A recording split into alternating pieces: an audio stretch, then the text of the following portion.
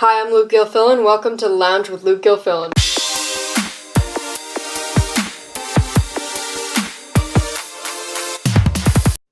We have too much news to go over. So, you may have watched the State of the Union and whatnot. A lot of people did. Really, the only news to go over on that was he really went for more of a bipartisanship message, and I think 75% of the people that watched it approved of it. That you can sort of discount those numbers because 53% of those people were Republican, 30% of those people were independents, and whatever the rest were Democrats. So it was more of a right-leaning audience that watched it. However, there was a high approval rating for it. Really, during the State of the Union, it's just like, oh, he clapped for that, oh, he didn't clap for that, oh, she clapped for that, oh, she didn't clap for that, whatnot. So the only thing Democrats or the more left-leaning Democrats clapped for were, like, themselves, pretty much.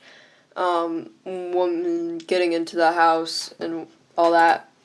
So, we got a couple things to go over today. Other than that, the other news was, I'm blanking out, the Green New Deal, which we already covered a week ago, or 2 weeks ago, or however long ago. Nothing really changed since then, so if you want to learn about that, just go back a couple weeks, you'll find that. So, other news, Jeff Bezos and the owner of the National Enquirer. So the National Enquirer the owner of him was trying to blackmail him. He had pictures of his genitals and a variety of other things that he was going to release if Bezos didn't release a statement through the Washington Post saying that the National Enquirer has never been politically motivated or whatnot, which it clearly has. And so what Bezos did, he was like, alright, I'm gonna take this. If he does release these photos, who cares? It doesn't really matter to him. And then he posted all the emails that they sent to him trying to blackmail him with a variety of other things. And this just shows, don't cross the richest man in the world. So, this is according to CNN Business, David Goldman at CNN Business. In an explosive tell-all blog post published Thursday, Jeff Bezos accused the publisher of the National Enquirer of trying to extort him. The post by Bezos on the blogging platform Medium revealed what he said were the full text of emails his representatives got from executives at AMI, the publisher of the National Enquirer.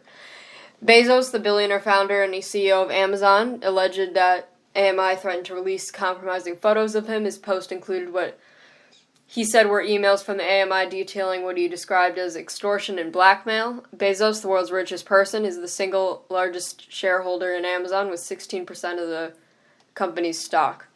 Something unusual happened to me yesterday, he said in the blog post. Actually, for me, it wasn't just unusual, it was a first. I was made an offer I couldn't refuse, or at least that's what the top people at the National Enquirer thought.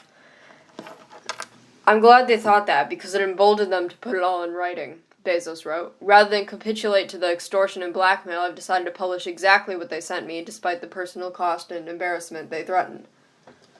Bezos titled the post, "No thank you, Mr. Pecker," referring to AMI's chairman and CEO, David Pecker. In the text, he shared what he said was an email from AMI's chief context officer, Dylan Howard, in which Howard threatened to release intimate and personal photos and text messages of Bezos and a woman the National Enquirer said he was having an affair with. Some of Bezos' text messages were made public last month. Bezos and his wife, Mackenzie Bezos, are getting a divorce after 25 years of marriage. She will become the richest woman on earth if that goes through. So yeah, he was having an affair with a former journalist on Fox News, and basically now him and his wife are getting a divorce, and AMI, or the National Enquirer, somehow got text messages between Jeff Bezos and Lauren Sanchez is her name. She used to work for a local Fox News station in Los Angeles, and so they obtained photos of this. The reason this is like a big story, some people are saying that because the National Enquirer is, of course, what Trump used as a go-between to pay off women during his campaign. And the National Enquirer has been really tied in with the Trump administration and whatnot. And the question is that this is unlikely, but it's possible. The question is whether National Enquirer obtained the text messages through the government, or meaning through the Trump administration, and then used them as blackmail against Jeff Bezos, if that happens, that would mean immediate impeachment for Trump, and not only that, he would probably go to jail for a long time, and be slandered as one of the worst presidents in American history. So, I mean, I don't think that's likely, but we're going to find out soon because, remember the state of New York, New York Attorney General's office, they are investigating the National Enquirer over those payments to the woman and investigating Trump. So they will find this out if it happens, if they got the text messages through government thing, and that could come out by Monday, earlier, a little later, but it's going to come out if that is the case. I doubt it's the case, but this could potentially blow up into the biggest story of this century so far. And then another thing it's election season for Chicago mayor and whatnot, and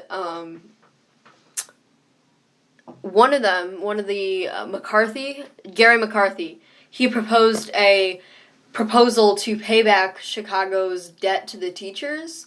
This is according to Timothy Inkelbarger on oakpark.com or Washington Journal or Wednesday Journal, whatever you call it. It's election season in Chicago and candidates are throwing out ideas to see what sticks. One of them fits squarely into the category of no way, no how, at least according to the Oak Park Board of Trustees. That's the proposal that surfaced on February 5th from Chicago mayoral candidate Gary McCarthy, who told the Chicago Sun-Times editorial board that Chicago should annex Oak Park and 3 other municipalities, Norridge, Oak Lawn, and Evergreen Park, to help pay the Windy City's pension debt.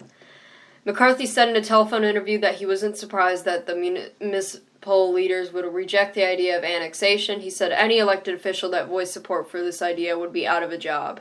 But annexation would help reduce taxes for homeowners in the municipalities, according to McCarthy, who told Wednesday Journal that the proposal also includes Schiller Park, although the community was not identified in the Sun-Times article. Annexation of the 5 communities would add about 160,000 residents to the city and create efficiencies through the consolidation of police and fire departments and other government entities, McCarthy said. He noted that the composite tax rate for the city of Chicago is 7.2%, about half that of the 14.3% paid in Oak Park.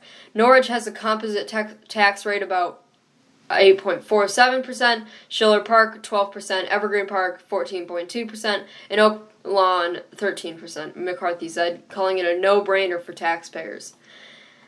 McCarthy added that the state of Illinois has about 1,300 municipal disregulations, the most of any state in the country, so we're the most divided in terms of municipalities in the country. Texas is like the size of Asia. Okay, that should never be a sentence ever said, but has about 100 fewer jurisdictions than Illinois, he said. According to the Sun-Times, McCarthy said annexation of the municipalities would help foot the bill on Chicago's $270 million pension payment due in 2020, which is not something that Oak Parkers want to take up. And the Oak Park Board of Trustees was no different, in most cases sending McCarthy a stern, not-so-fast buster.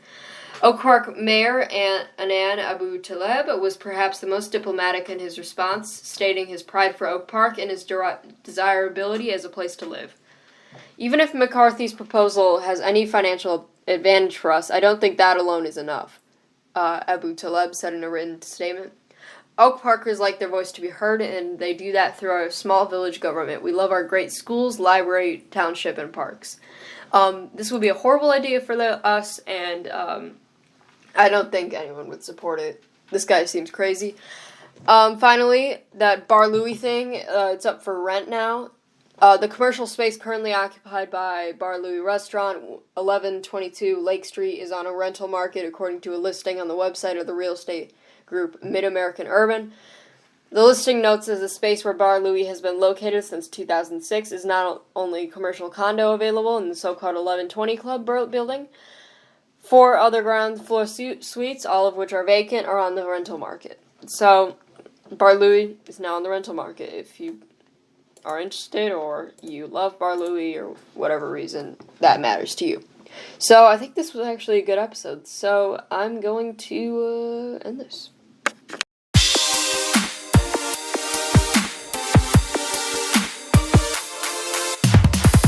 Thanks so much for listening. The Lounge with Luke Gilfillan comes out every Saturday and Sunday. Be sure to hit the subscribe button, and if you would be interested in getting notified every time a video comes out, hit the gray bell right next to the subscribe button. Credits, sources, and errors are in the description. If you find an error that I missed, please put it in the comments section. If you are interested in donating to my channel, because I bought recording equipment, which kind of costed a lot, my Patreon, which is a donation site, is in the description. If you have any feedback, put it in the comments section. Toodaloo.